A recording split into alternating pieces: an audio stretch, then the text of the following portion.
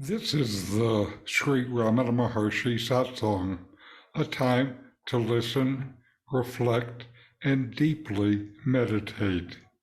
Know yourself and be always free and at peace. Welcome. I'm Richard Clarke, hosting this satsang.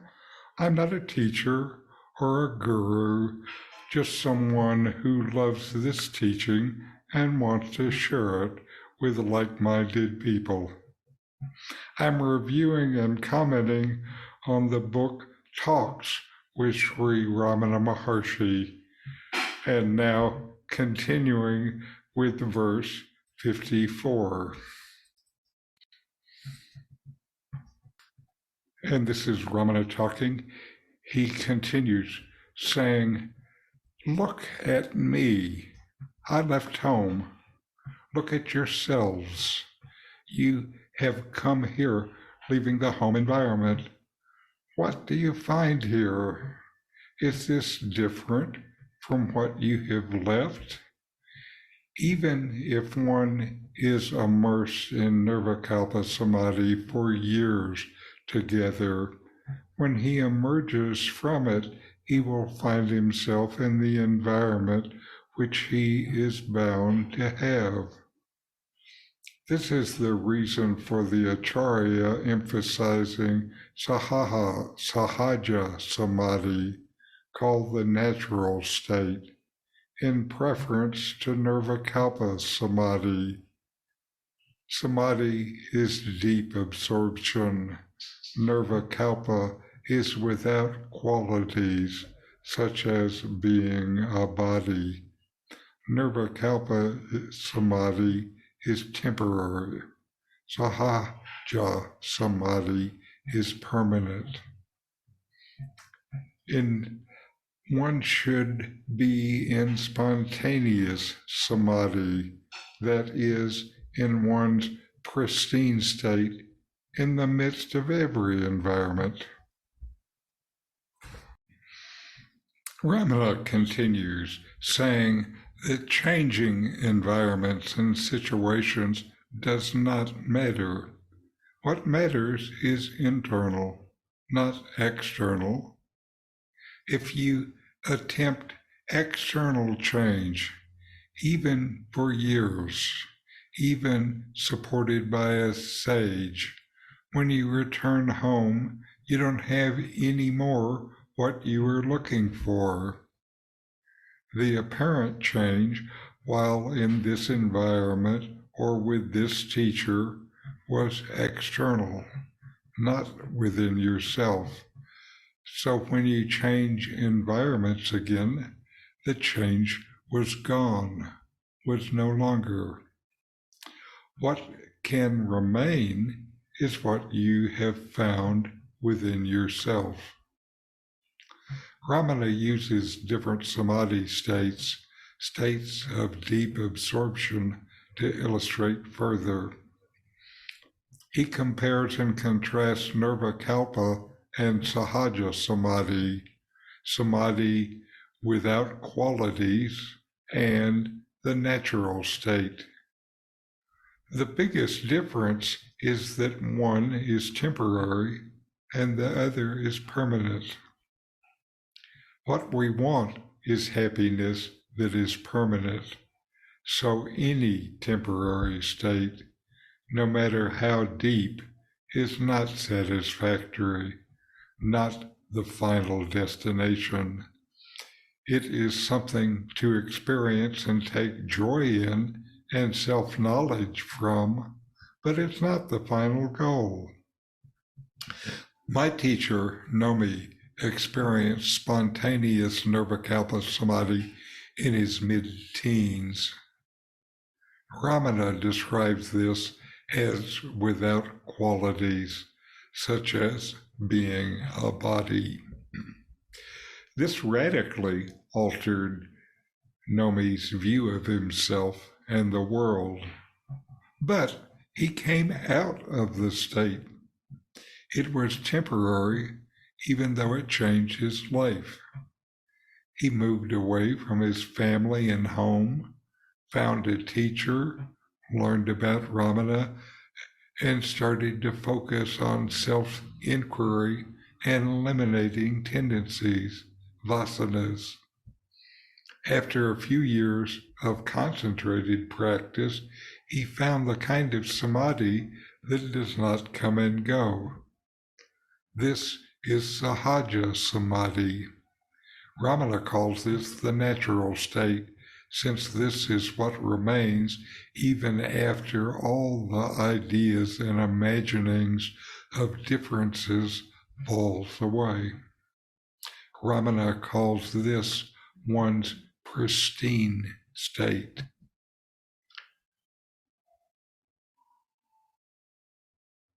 Now, one of the reasons this matters to me is a better understanding of the natural direction of practice. Non-difference is the deep core of non-duality. Non-difference between work and play, non-difference between you and me, non-difference between this and that, non-difference between the higher power and me, non-difference between all that is and me. The deepest non-difference is always present, entirely without difference. It is who you are. Then Ramana goes on to talk about breath control to his words. Later on, Bhagavan said, control of breath may be internal or external. Internal breath regulation is as follows. Exhalation is the focus of I am not the body idea. Inhalation is the inquiry, who am I?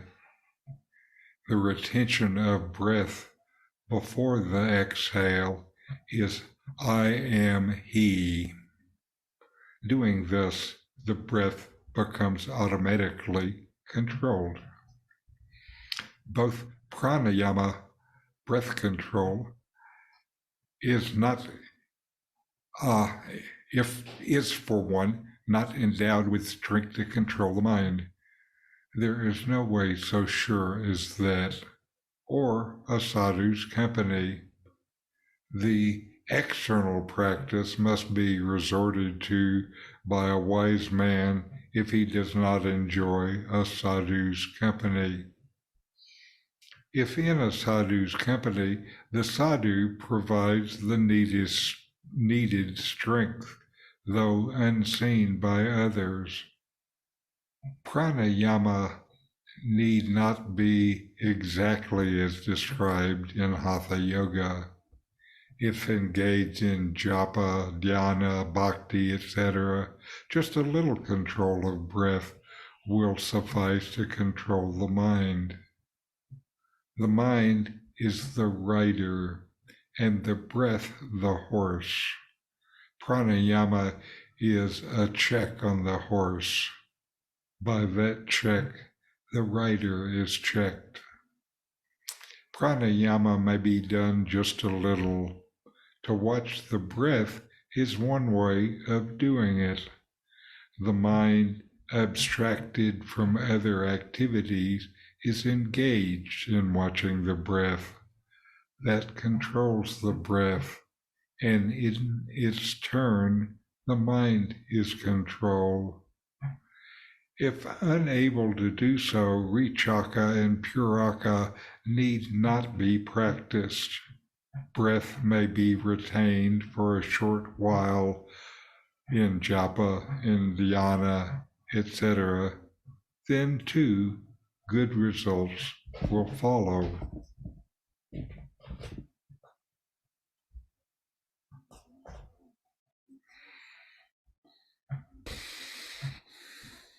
Breath has long been a part of spiritual practice.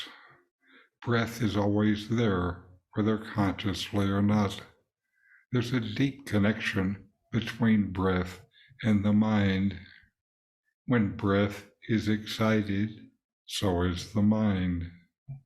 When breath is calmed, so is the mind. The calm mind is needed for meditation, so it's natural that it would be a part of meditation practices from the earliest days. For self-inquiry, the calm mind is where you start. Many forms of breath work have been developed. Some are simple and direct, like watching the breath in mindfulness. Some require more active participation, like various forms of breath control found in yoga practices. Some engage energetic systems of the body to bring extraordinary effects, like Kundalini.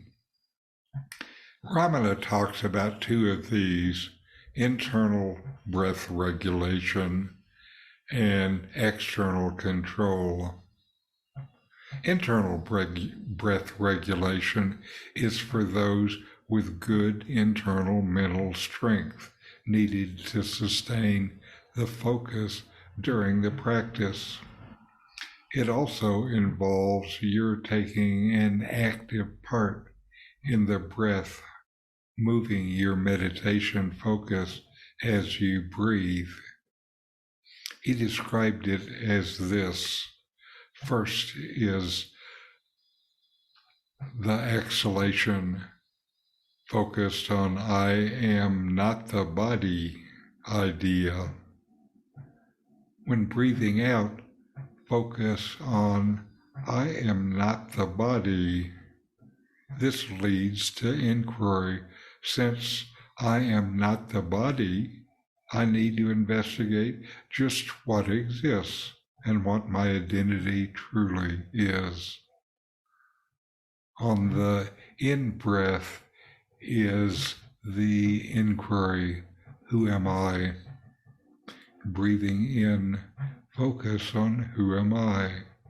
Inquire, investigate the nature of your identity.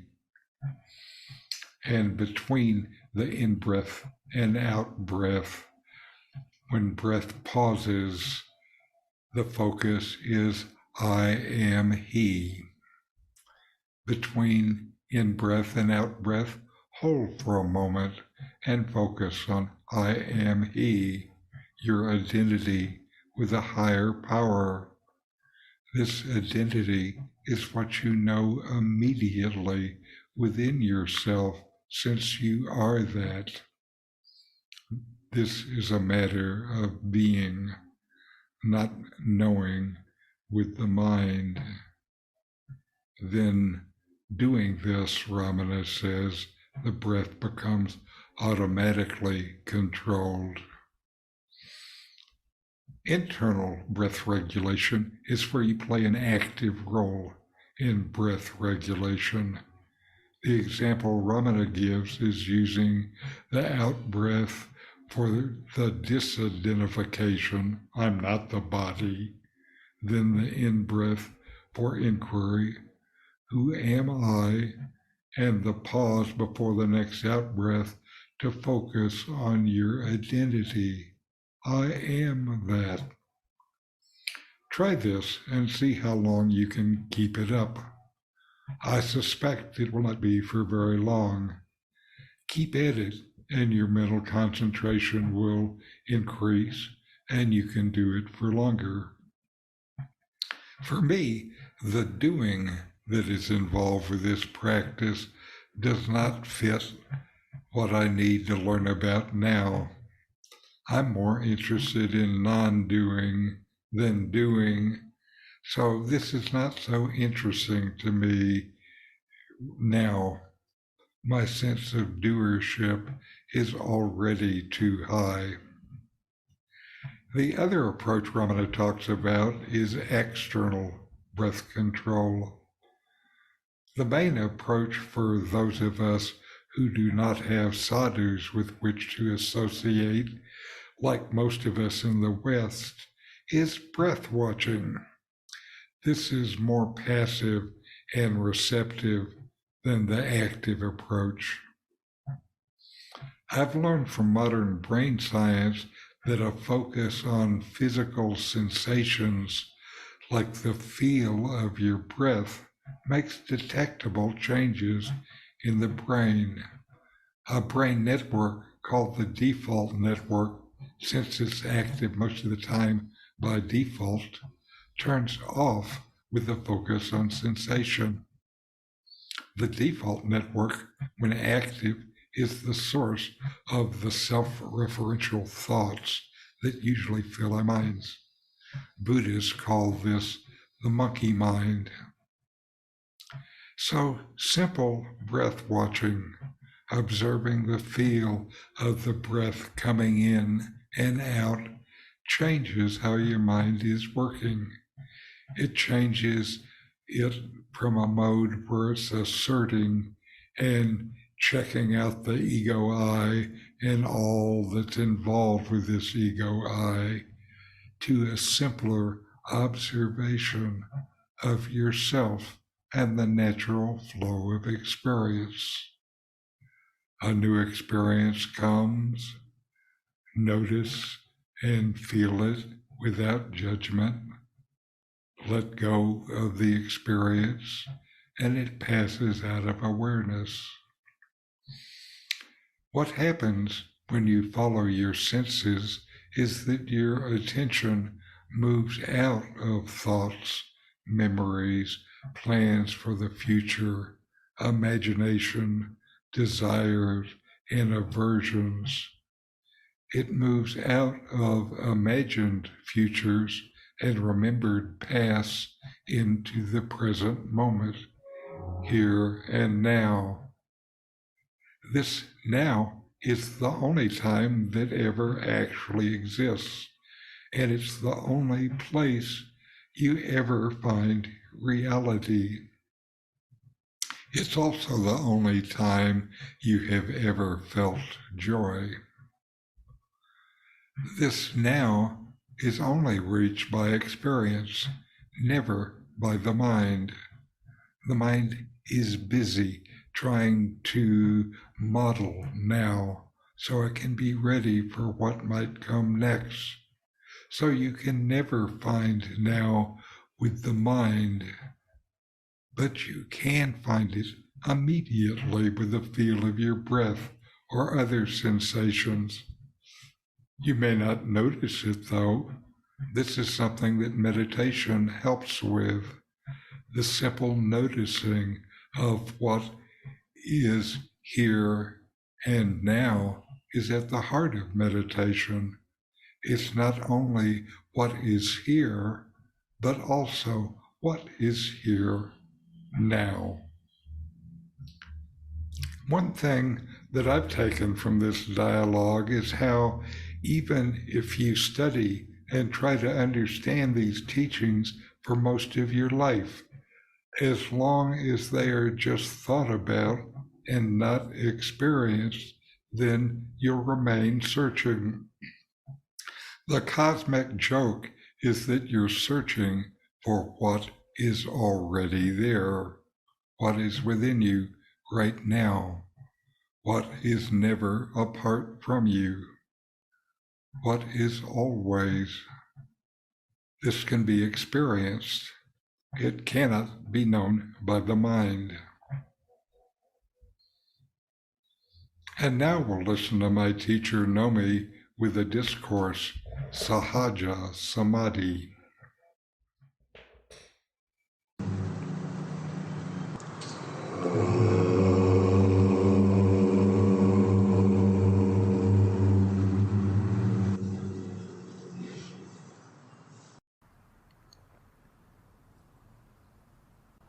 In revealing the nature of self-realization, Sri Bhagavan has called such Sahaja. The term means natural or the innate. He has spoken of Sahaja Samadhi, absorption in the innate. the absorption in that which is natural. And he, as well as other great sages, have spoken of Sahaja sthiti, abidance as the innate, or the natural abidance.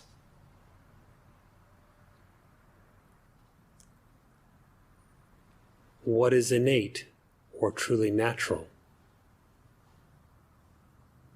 has no coming or going. If something is innate, it is one with your being, inseparable from your own nature.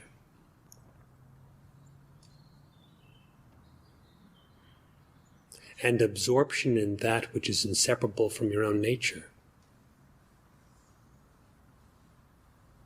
must then be something without beginning and without end, without a coming to you or a going away from you.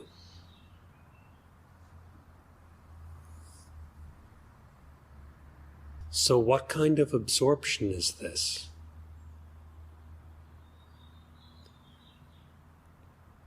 If we are absorbed in something else, we may then come forth from that something else again.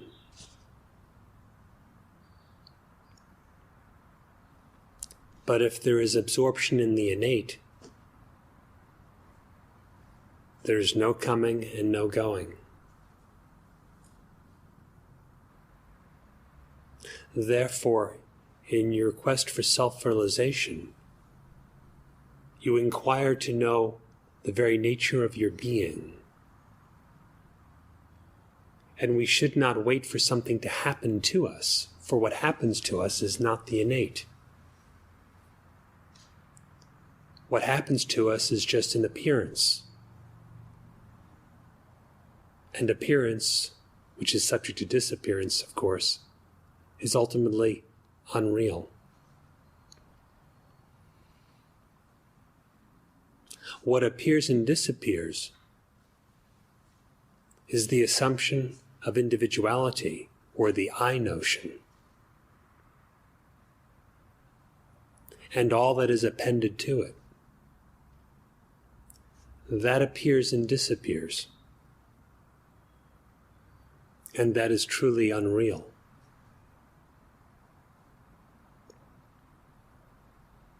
When the unreal is known as unreal, it ceases to be experienced.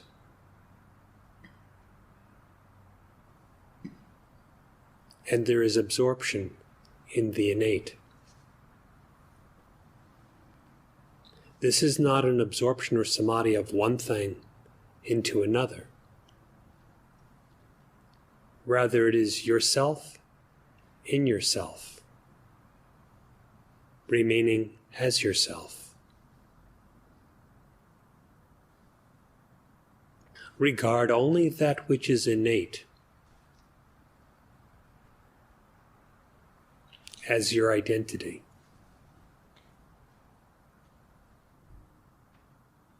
What comes, goes, and cannot be part of you.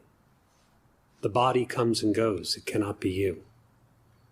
The mind comes and goes, it cannot be you. Every perception comes and goes. Every conception comes and goes. None of this can be you.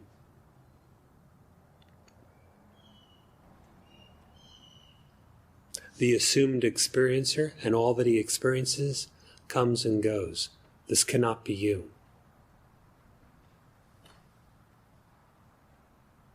What is it in you that is neither obtained nor lost?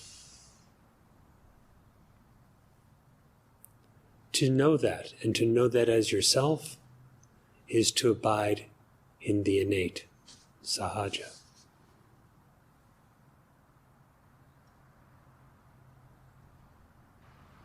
Examine your own perspective.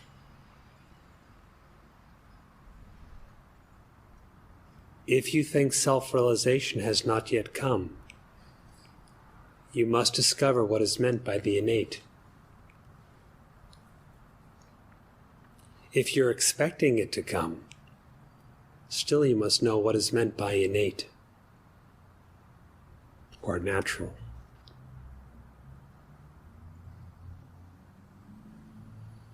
For this reason, the Maharshi said that to say, I have realized the self, or I have not realized the self, are both equally absurd. Because there is only one self,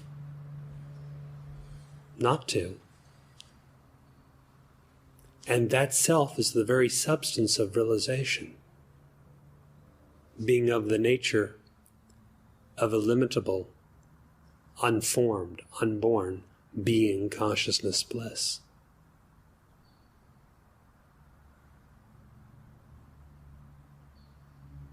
What is necessary is to abide in the knowledge of who you are. Similarly, if we say God is within, what is the within?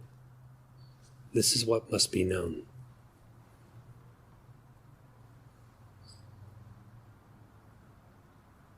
If you establish yourself in illusion only, as if you were an individual entity, that is, if you pretend or assume out of pure imagination that this is the case, then by inquiry, find out the root of this individuality.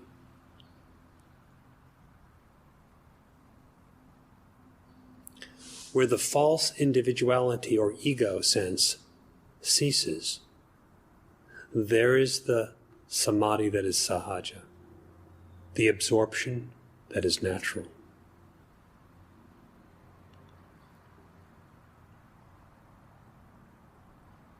Sometimes in describing this self-realization, Sri Ramana would say it is Sahaja Nirvikalpa Samadhi. Nirvikalpa in this sense means doubtless or undifferentiated.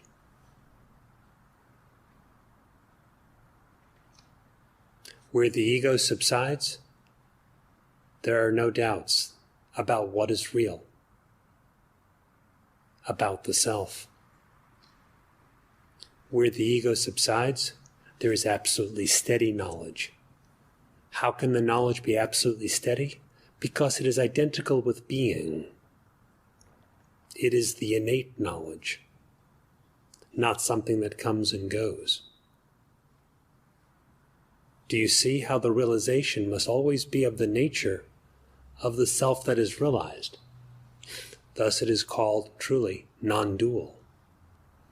If it is of another nature, the knowledge will not be steady, and neither will the happiness and peace that one desires. Nirvikalpa may also be taken to mean undifferentiated.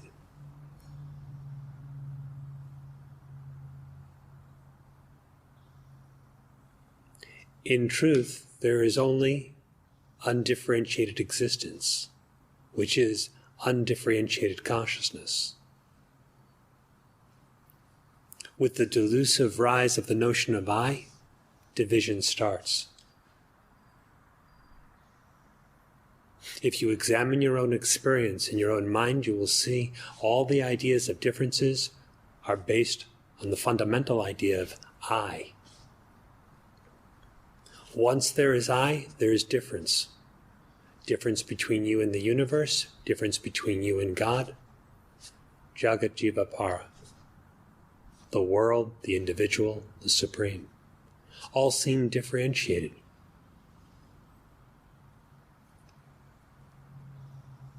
Where that notion of I, of a separate individuality as one's identity, where that notion is no more, there is no differentiation. Then what is realized and who realizes are identical. Such is the natural state, the innate. It is not a state of the body, it is not a state of the senses, it is not a state or condition of the prana, and it is not a state or condition of the mind.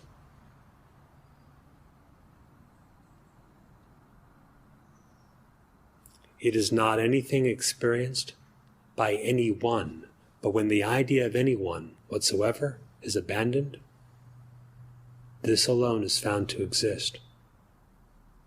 And this alone is truly direct experience.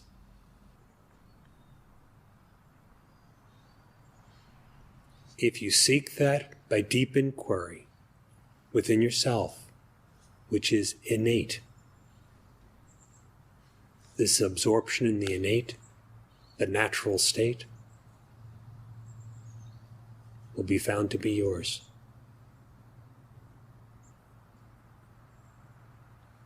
If you deeply inquire as to who am I, you are absorbed in that. You abide in that as that itself.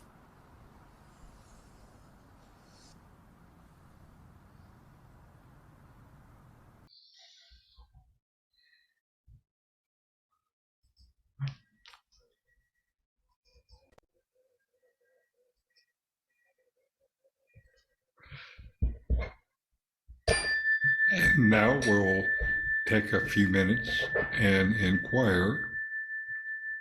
Notice that you exist, and you know that you exist. And now inquire, investigate within yourself.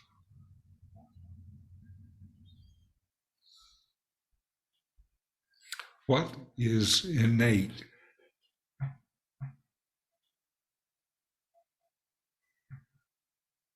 What is natural to me? What do I find when everything else is quiet?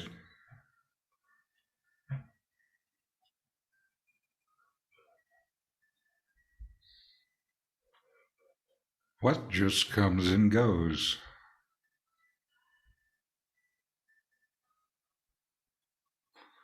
What is just an appearance?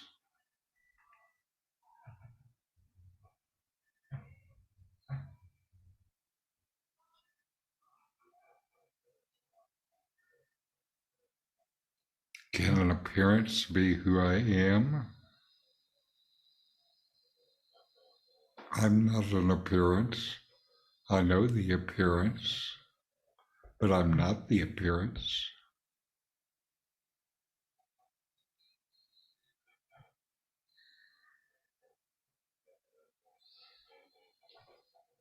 What is always present?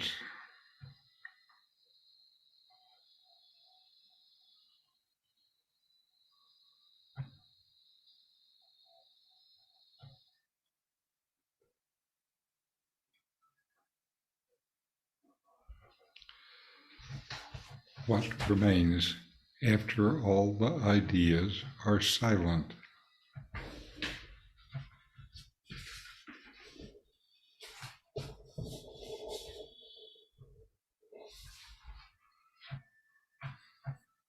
Who knows even the deepest quiet?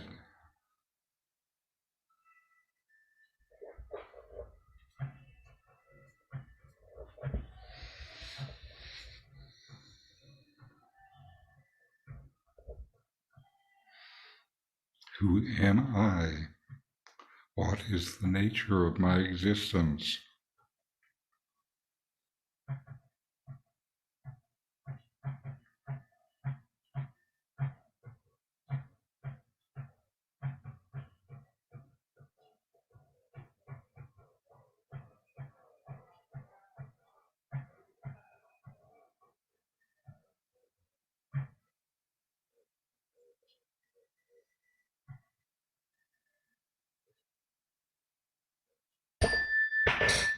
All right.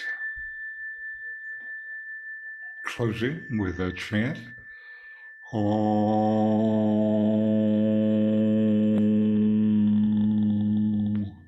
Shanti, Shanti, Shanti.